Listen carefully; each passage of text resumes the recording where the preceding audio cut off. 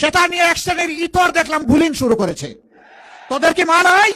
আমরা আমাদের জীবনের চাইতে মায়েদের ইজ্জতের মর্যাদা অনেক বেশি বুঝি। আর যদি মায়ের গায়ে কেউ হাত দেয়, আর যদি হুঙ্কার দেয় আমাদের মাদের কাপড় খুলে নেবে, আমরা তাদেরকে ছেড়ে কথা বলবো না ইনশাআল্লাহ।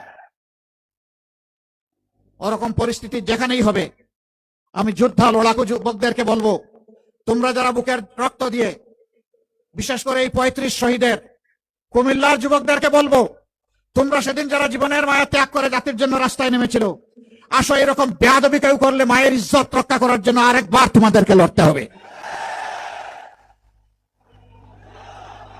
আমরা আছি, মায়েদের সাথে আছি।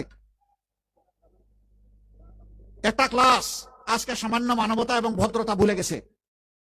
আজকে আমি ফেনীতে গিয়েছিলাম, শহীদ পরিবারের মা এবং বাবারা, ভাইয়েরা, বোনেরা সেখানে এসেছিল, সন্তানরা এসেছে। আমি তাদের প্রতি সহানুভূতি জ্ঞাপন করার এক পর্যায়ে একজন বয়স্কা মা হঠাৎ করে এসে আমাকে জড়াই ধরছেন। উনি কান্না শুরু করেছেন। আমি তো তাকে ছুঁড়ে মারতে পারি না, তিনি তো জাতির মা, আমার মা, তাকে সম্মান করা আমার দায়িত্ব।